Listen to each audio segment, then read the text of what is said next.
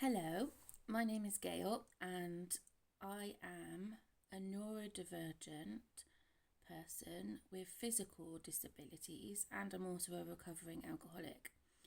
The last time I travelled anywhere was in 2017 when I flew to Mexico for my friend's wedding, and I was still mid alcoholism then, so a lot went wrong, and yeah, lots of horrible stuff happened. Obviously, the wedding was perfect and my friend was perfect, but for me, emotionally and stuff, things went wrong. I ended up going to the wrong place, getting lost, having an upset stomach, which meaning I had to sort myself out on the side of a motorway with lots of traffic watching. It was, humiliating, horrible, blah. Anyway, I got home and recovered, but I never wanted to travel again. That experience really put me off. I got sober in 2021, diagnosed with ADHD in 2024, and I've got a physical disability as well, so I can't walk very far. But I wanted to get out and start travelling again and living again instead of just isolating at home. So I had these big grand ideas of going abroad because I've got my passport back now and all that kind of stuff.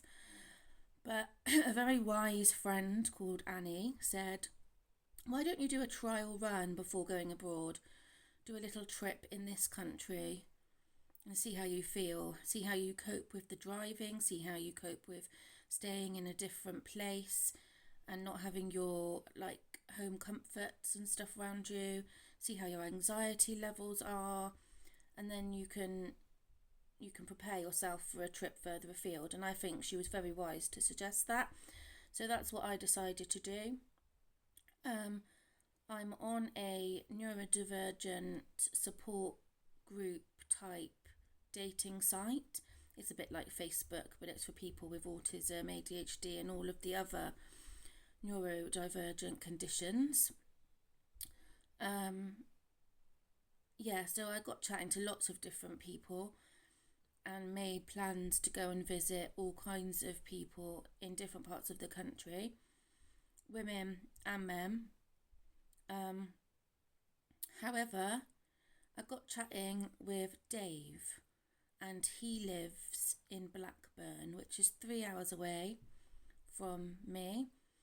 Initially, we were just getting on well as friends. I wasn't particularly attracted to him. Never thought it was going to be anything more than a travel companion. So we planned all the places we wanted to visit in this country because he doesn't have a passport, and I thought that would be a good idea. So we arranged for me to drive up to Blackburn, stay in a hotel for a couple of nights, just me in the hotel, not him in the hotel. He lives in Blackburn, so he can stay at his house. And then we were going to go to a few scenic places, take some photos, and then I was just going to go back home again. And that was the plan, a little 2-day trip.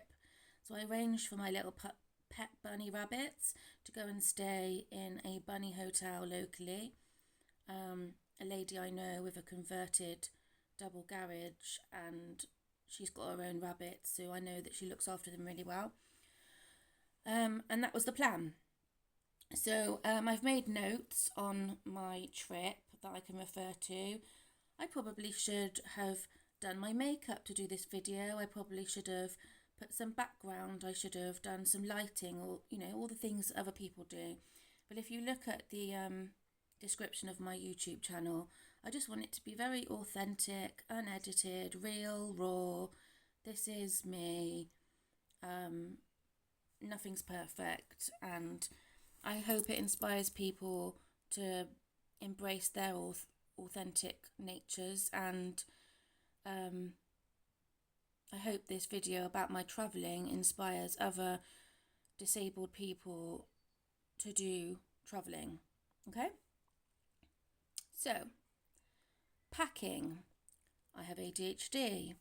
I don't pack in a logical, methodical manner. It's kind of a bit chaotic. So I sort of start lists but don't finish lists. I lose lists.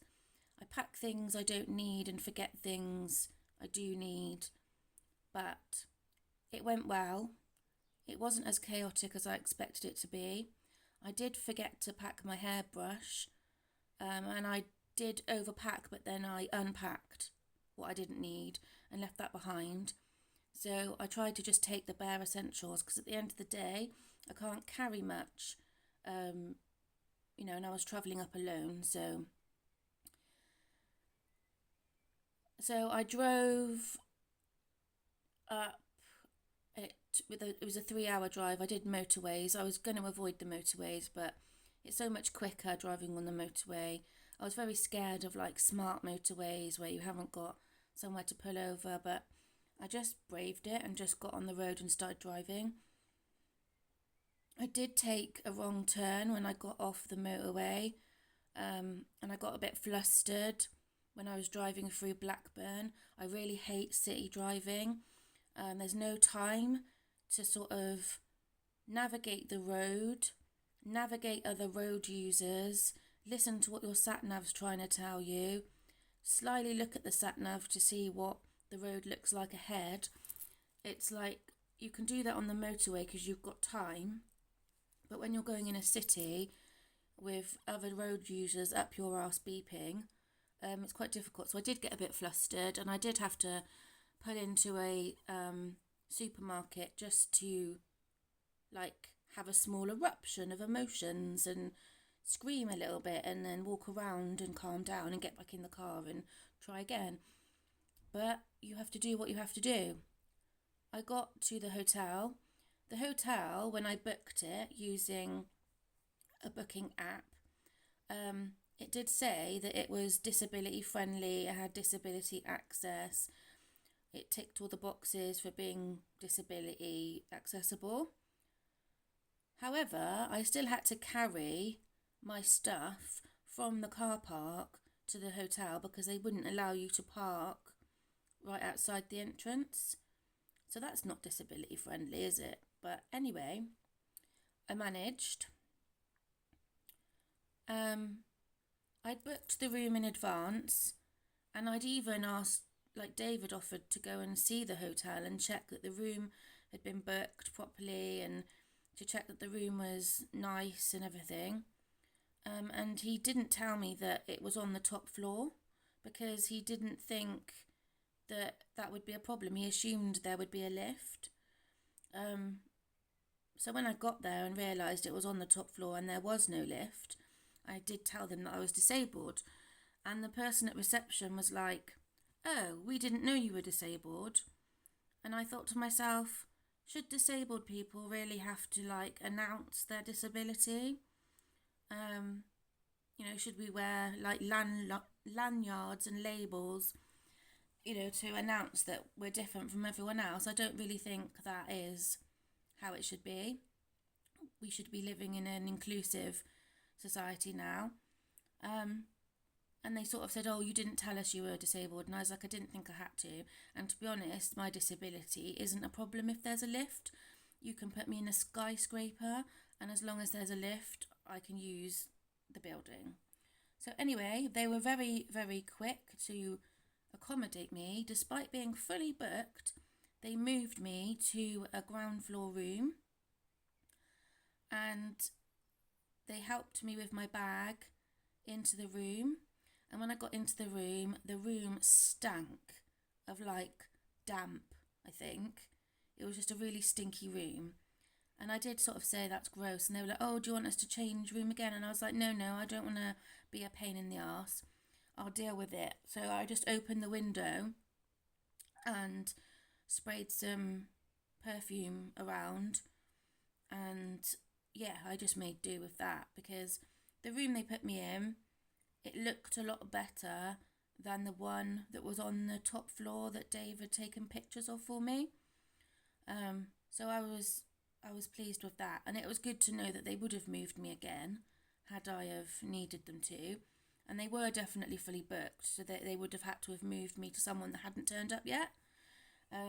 So they were very accommodating, very friendly, very apologetic. And the hotel I stayed at was called Astley Bank Hotel in Blackburn. So I definitely recommend them. The venue was beautiful, full of character. It's a wedding venue, so the grounds were quite pretty. Yeah, very good.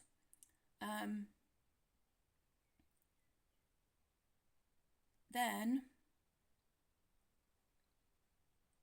tried to use the telly, but the telly wasn't working. Like, it would come on, but it didn't seem to have any channels. And I tried all the menus, trying to install all the channels. I did all that. Nothing happened.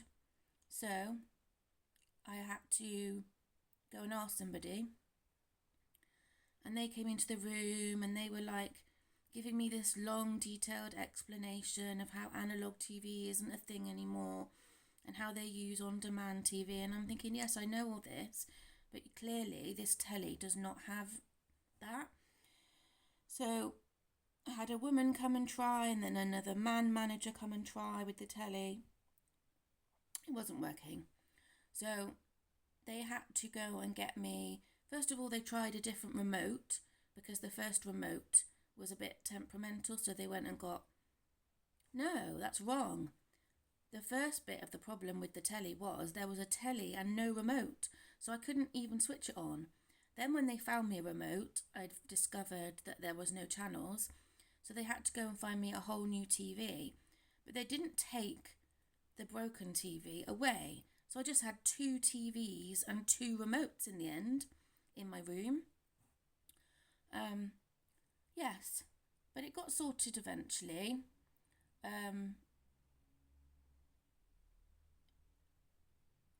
The manager, a male manager, he was absolutely hilarious.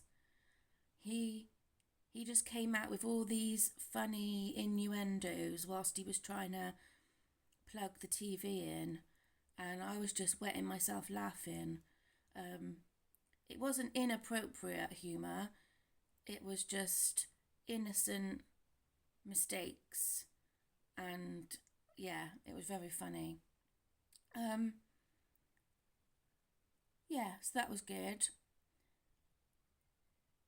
And it was funny little questions as well. And I guess it's my interpretation of what people say. But he's like, are you just visiting? And I was thinking, well, how many people do you have living here?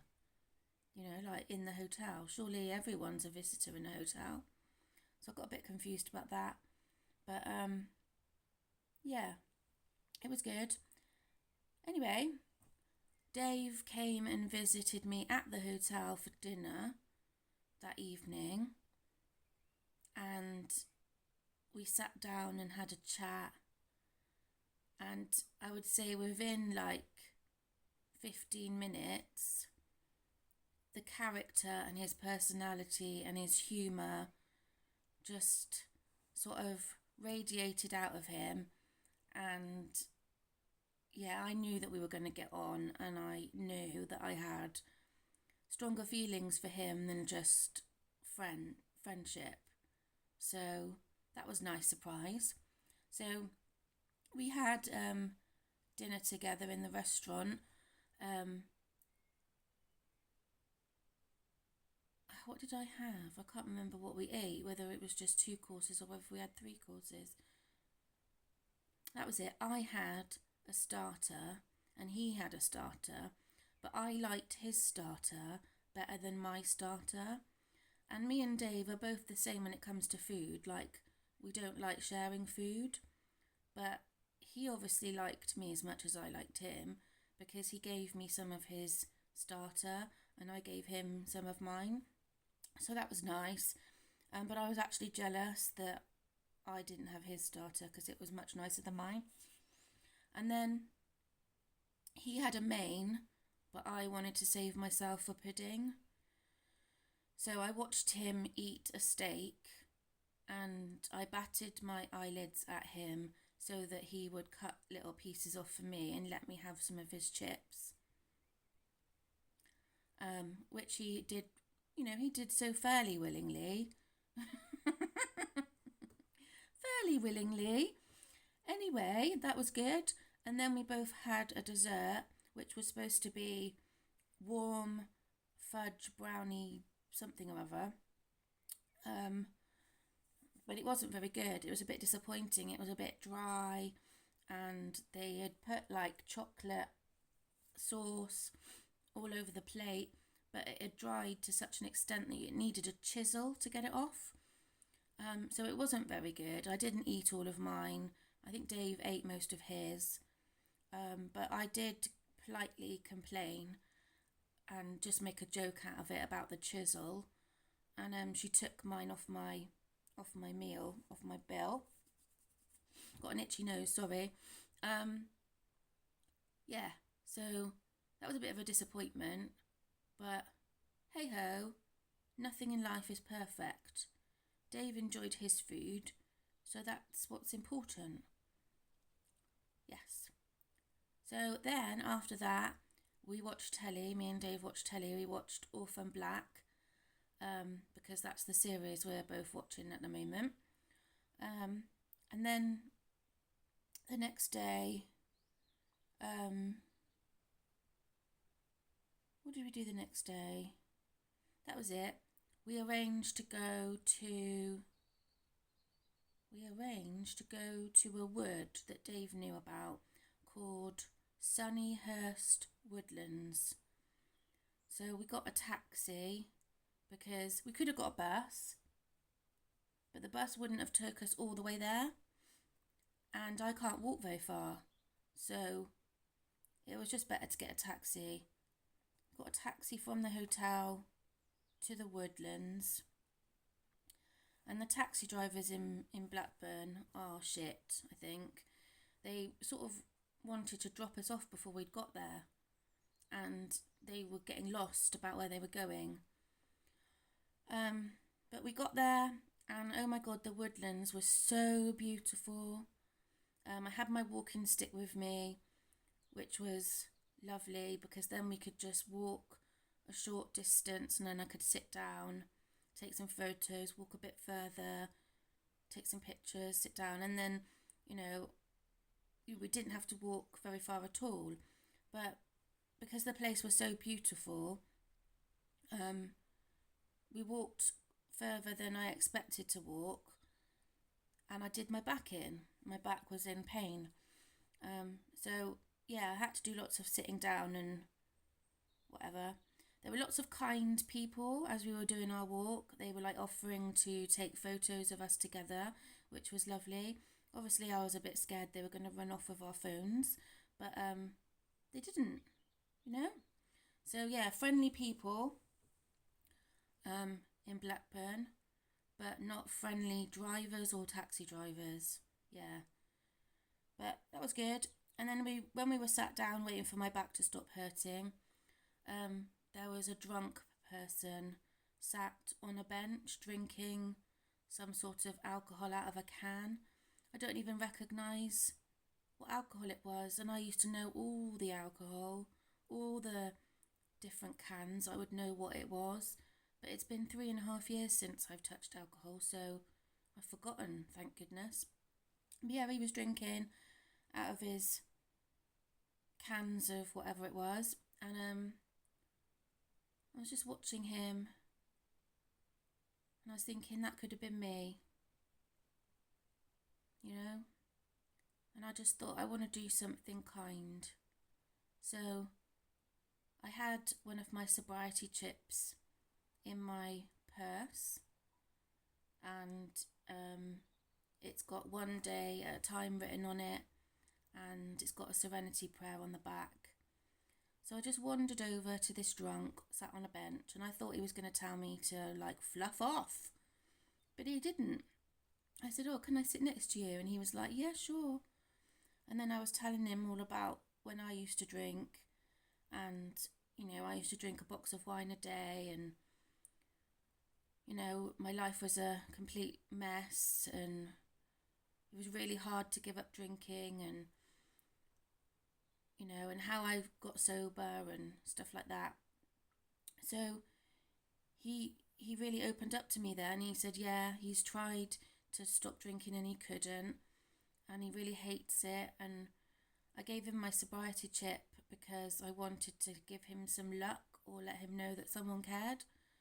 And he really appreciated that and said that that was lovely and that he was going to keep it and treasure it. So I felt like I'd done a good deed, and I invested in my sobriety that day.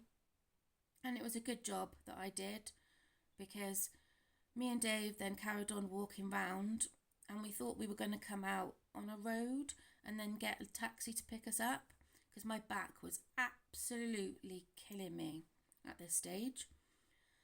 So we did come out on a road, and we saw no reason why we couldn't get picked up by a taxi. We sat out looking out at the reservoir. There was a beautiful reservoir. And we rang 3 taxi companies, and all of them refused to come out and fetch us because they said they didn't know where we were. We found them a postcode. We sent them a picture of a map. But they said no. They refused to come and get us because it was too far out of the main city. So that really shocked me. I've never had that happen before. And then various other walkers could see I was in pain lying on a bench. And they came to help and tried to ring taxis, and they all said no. And then one person said, we're going to have to get the mountain rescue out to get you. And I was thinking, wow, that could be quite funny. There's no way I could have walked any further. I was in so much pain. So I was literally crying at this stage because I was like, oh my God, our beautiful day has been ruined. And I even tried getting an Uber, and they promised they'd come out, and then they cancelled it and charged me £5 for cancellation.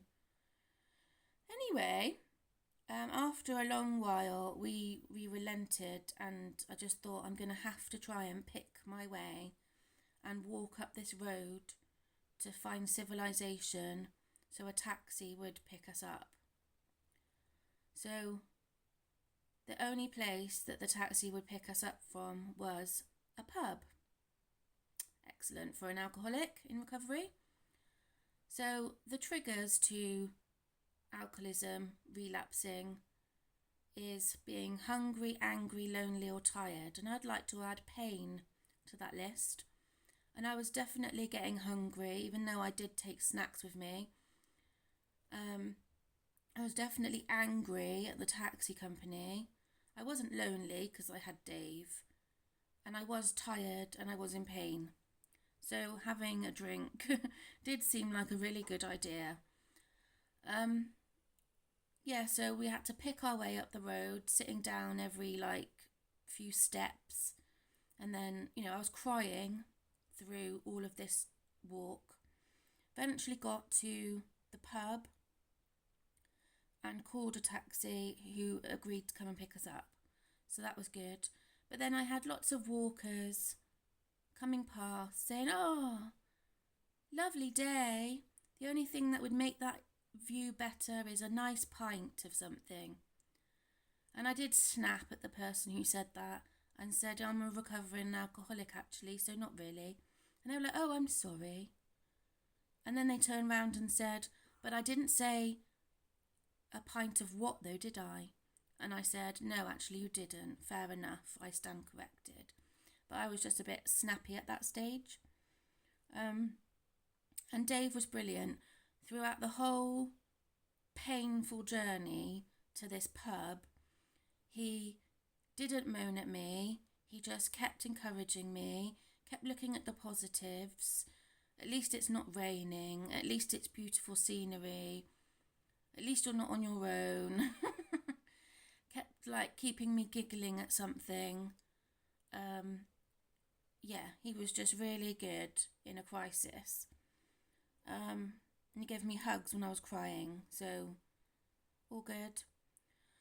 Got in the taxi, and this taxi and the one before, the seatbelts didn't seem to work very well. Like, you couldn't click them in, so then the little alarm inside the car would keep going off, which was really annoying. And the taxi had a massive crack in his windscreen that like spread across. So it's like, I don't think they were very well maintained. Anyway, we got back to the hotel. The plan to go and visit his friend in the hospital didn't happen because I was in too much pain, and we were also going to go out for lunch in Blackburn, and that didn't happen either. So he got me back to my hotel room and he made me a cup of tea, and I was just like lying on my bed then for the rest of the day. And we ordered in some food from the hotel, and so we both ate in my hotel room. And then Dave went to meet his friend in hospital and he went home. And I just rested up then and slept and recovered from all of that drama. And then the next day, I met Dave at the hospital to go and meet his friend who had had a stroke. So that was lovely. Her name was Kerry, and she's a lovely person. She's got some really cool tattoos, which I was quite impressed with those. Yeah, so I did that, and me and Dave got on so well that we decided to extend our time together. And instead of me going home, we decided to go further up north to visit my friend Michelle, who I used to work with in Stroud, and she's now moved up to like Bishop, Auckland area. So I contacted her and checked that it was okay to visit, and she said it was. So after the hospital visit, we got in the car and we drove to Bishop, Auckland, and we went to visit Raby Castle. And unfortunately, when we got there, it was like about to close, but we still stayed and had a cup of tea and saw the views.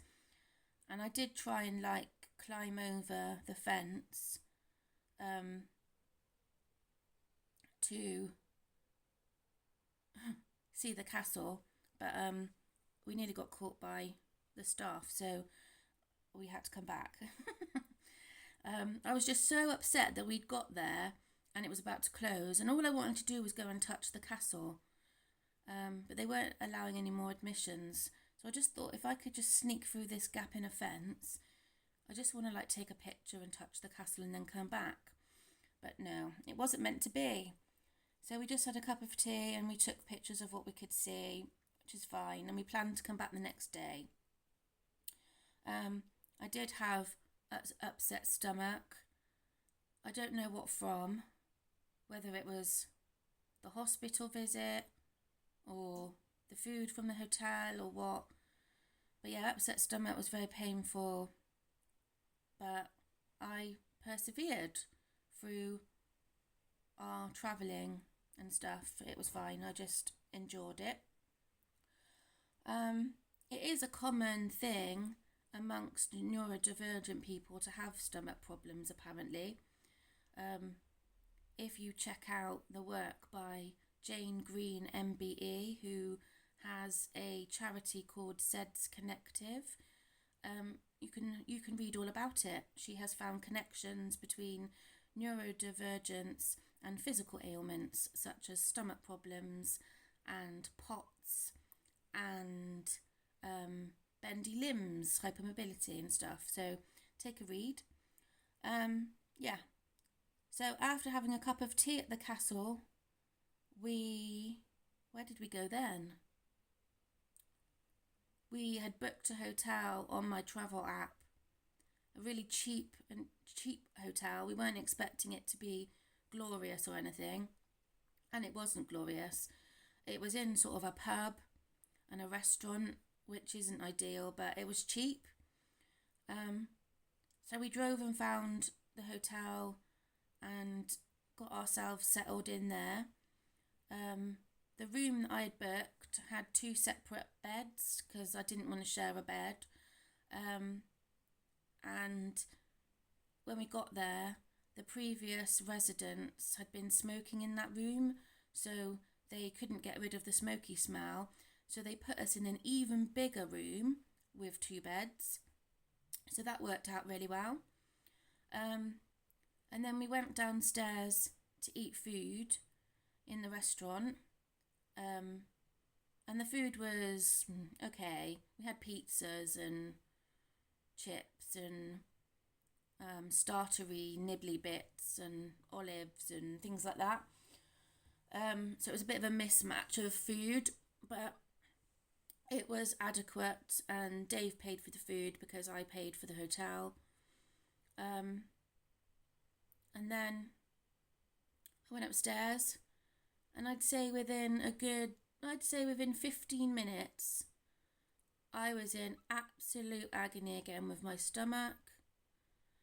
And the little bathroom in that room was like a cupboard with a sliding door. So it really didn't allow for privacy, really. You could hear each other's everything, which wasn't ideal. But anyway, I was in this cupboard of a bathroom with a slidey door, and I told Dave to put some music on loud so that he didn't have to hear what I was doing. So I had very bad upset stomach, the most excruciating pain that I've ever experienced, ever. Kind of felt nauseous, tried to be sick but couldn't. Also had a nosebleed. And I was in the bathroom for a good half an hour, and Dave was a bit worried about me. Eventually, I managed to clean myself up and come out of the bathroom, and then I couldn't breathe. It was as if my throat was closing up, felt really dry, just felt really asthma-y and really tight-chested all of a sudden. It was all very sudden, and I knew if something wasn't right. And Dave was like, shall I call 111 and find out what we need to do? And I said, yeah, I think you might have to. And he was so brilliant. I've never been able to just hand over control to anyone else before. I've never trusted anyone to look after me, because people either take over and do things to me and for me in a way that I don't want, or they're just completely crap at doing that kind of thing, and I have to end up taking over even when I'm like incapacitated. But Dave was just brilliant. He just rang them up, asked the questions. He didn't do anything without my consent. He didn't do anything that I didn't want him to do. Everything was my way, on my terms, which is how I needed it to be. And I had to go to hospital because they were a bit concerned about me. So Dave arranged a taxi, and we got to the hospital, and then I had to have my urine tested, and I was feeling a lot better by then. So I've got the results of all that, which I won't share, but yeah, it was very scary. But with anyone else, that would have been a disaster. It would have been a complete ruin of the trip. But we just made it work. We still had giggles and found things funny and had good conversation, even though I was not very well. And I felt completely at ease with Dave, so that really helped. So yeah, we went back to the hotel from the hospital and got some sleep. And then the next day, I felt a lot more normal. Not 100%, but a lot more normal. But I was scared to eat anything. So literally I just had water. I didn't have no breakfast. Nothing. And then we drove to the castle. No, we didn't. We drove to meet my friend Michelle at a place called the Locomotive, which is a train museum. And yeah, that was fun. We went round taking pictures of trains and we had coffee. Michelle bought us coffee and a cake. So I did, that was the first thing I ate, was a piece of ginger cake, because ginger's really good for stomach problems. So I ate that and drank coffee and I seemed to be fine. We walked round and chatted and it was all good. And then we left Michelle because she only lived round the corner, 5 minutes walk. So it was fine for her to just come and have a little chat with us and then go back home again. It was lovely catching up with her and finding out all of her gossip. And I made sure that we spoke about Michelle and not boring her with the details of my abdominal issues. It's very important to not be self-centered and bore someone to tears with your problems instead of listening to theirs. So, and I think I've been guilty of that in the past. So it was good that I was aware of that, and I was very interested in listening to Michelle's gossip instead of boring her with mine. Yeah, so it was lovely chatting to her. Then we drove to the castle because we wanted to walk around it properly before it closed. So that was good because we got there at like 2 or something. And so we had a few hours to walk around the castle. And yeah, again, my knees, my ankles, my stomach were all hurting. My back was still hurting. But, you know, I just walked around slowly, kept sitting down. Yeah, it was all good. And we took loads of good photos. There was just no pressure. I think once you take the pressure off, you know, normally if I did that with someone, I'd feel pressure that I was ruining their day or that they wanted me to behave differently, whereas Dave's just so laid back and chilled. He didn't mind that I was sitting down every 5 minutes. Yeah, so Castle was absolutely brilliant. Rabby Castle. Beautiful place, beautiful grounds. And then after we'd explored the castle, we found it really difficult to find the way out of the castle, and I started to have a bit of a panic attack, like claustrophobia, because I couldn't find the way out. So we ended up going for a fire escape just so that I could get out of the building. Yeah, I didn't realise how claustrophobic I became, but I did in that castle. Lots of narrow corridors and it was really difficult to navigate your way out. So got out of the grounds and then went back to the cafeteria there and I ordered a tummy friendly wrap. That's not what it was called, that's what I've called it, because it was just a wrap with some hummus in it and some fresh vegetables, and I thought that won't upset my tummy.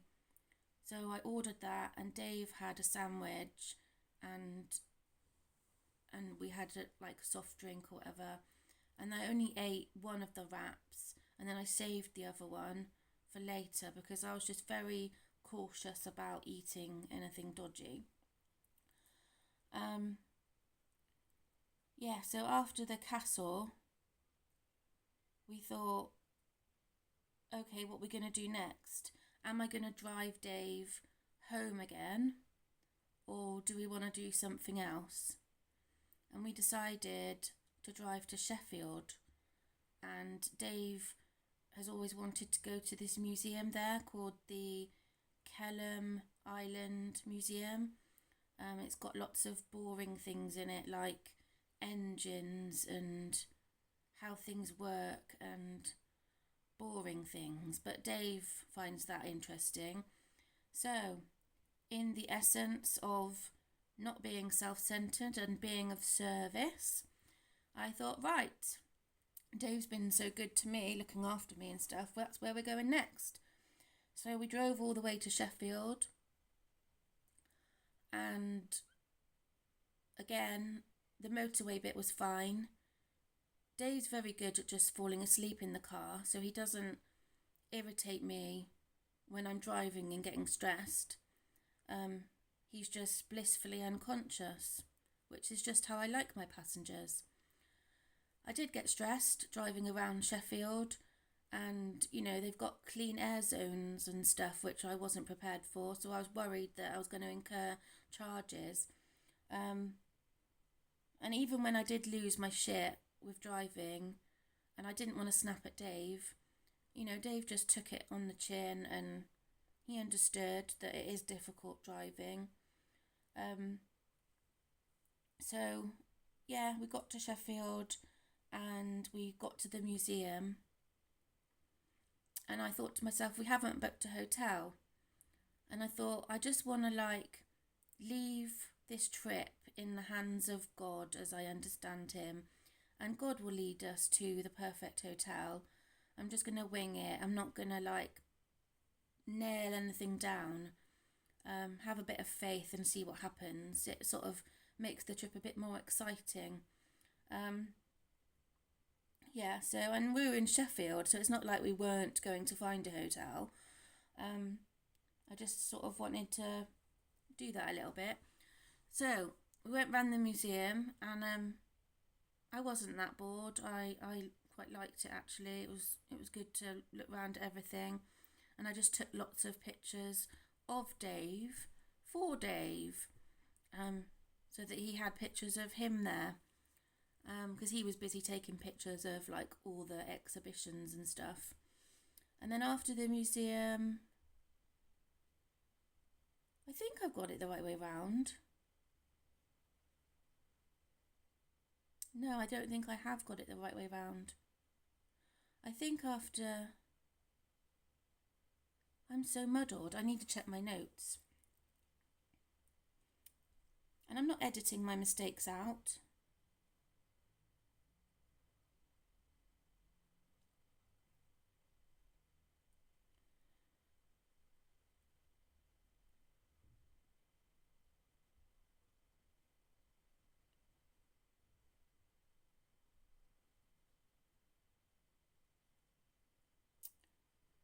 Okay, yep. So after the castle, we drove to Sheffield. That was it. And when I got to Sheffield, I was stressed driving around. But I just ended up just driving where I felt God wanted me to go. And I ended up following brown signs to a butterfly garden. I felt really drawn to butterflies, the emerging out of the chrysalis idea, and because that's what I feel I'm doing in life right now, emerging out of a chrysalis.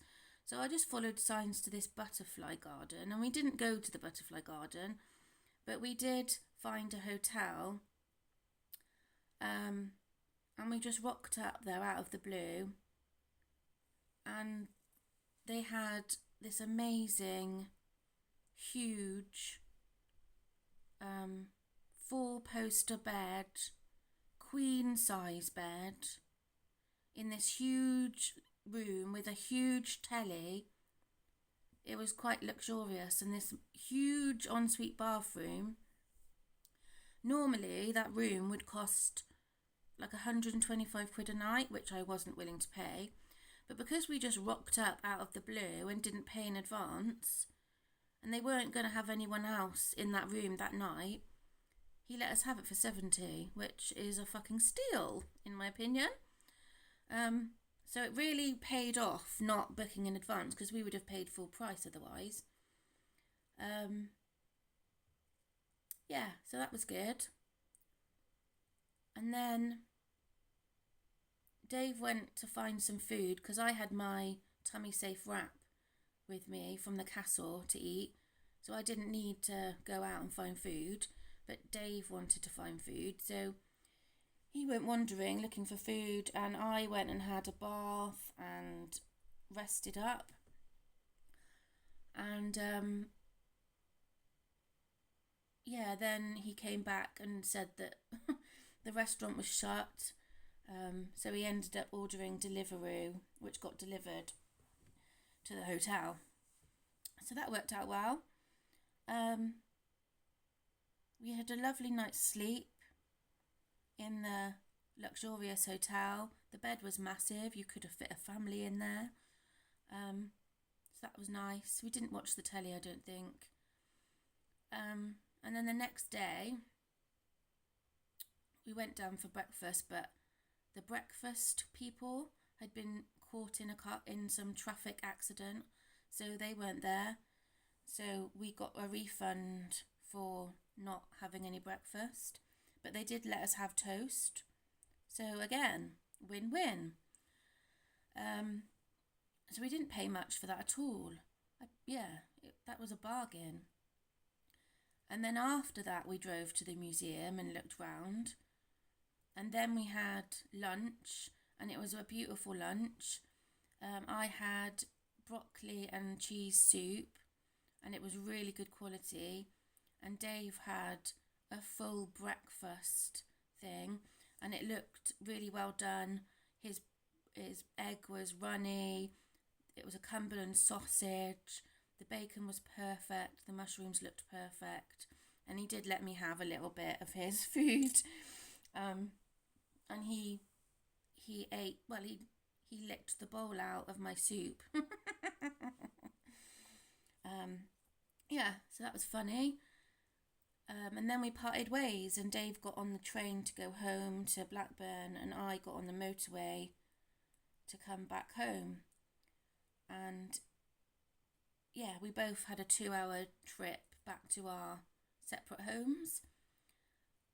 I nearly fell asleep at the wheel because I was absolutely tired. I couldn't even make it to a service station. I had to just pull over,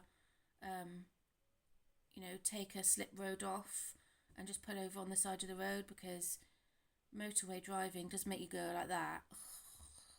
And I didn't want to be a danger to anyone else. So that's what I did. And then as soon as I felt awake again and I'd eaten something and had a cup of tea and sort of stretched my legs, got back in the car and carried on home. So, yes, that was my trip. It was such a beautiful, amazing experience, full of surprises, lots of ups and downs and drama. It's possible the illness that I had might have been neurovirus, maybe from the hospital, maybe from the food, maybe from contaminated glasses in hotel rooms. You just don't know, do you? Anyway, I've costed it all. I've added up every penny that was spent. So the whole trip from Tuesday to Saturday, so that's Tuesday, Wednesday, Thursday, Friday, Saturday, 5 days, including the Bunny Hotel, petrol, all the food, all the entertainment, all adds up to £598.19, so 600 quid. And that's pretty similar to how much I paid when I went to Scotland on my own in 2018, when I tried to get sober the first time. I only lasted a couple of months then, but I tried to drive up to Scotland by myself and back, but it ended up in a relapse because I was overwhelmed. But that trip was about 5 days, and that cost about 600 quid with all the hotels and food and everything and petrol. So I think that's fair. I mean, I'm not impressed with that money being spent, but it was well worth it. I wouldn't have gone without those experiences. They were really good. And I just wanted to inspire neurodivergent people and disabled people to just jump in the car and risk it, and it will all work out okay. You just have to get in the habit of trying to preempt what might happen.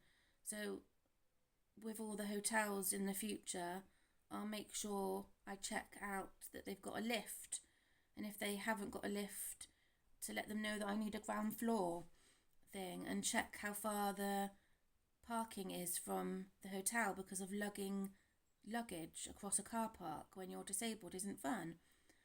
Luckily, Dave helped me with my bags, but if you're on your own, you might not have that option.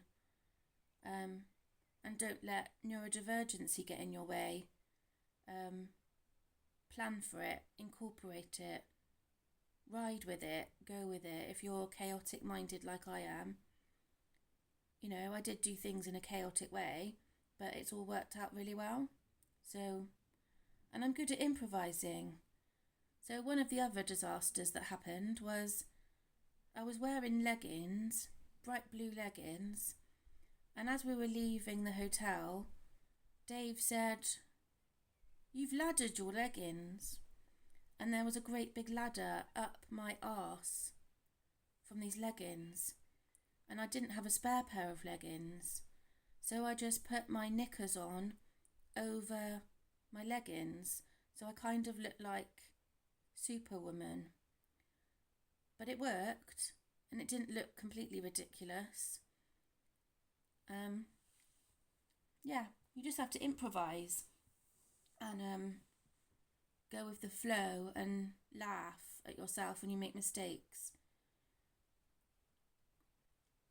If you've got any questions, let me know. I'll leave the comments section open on this video.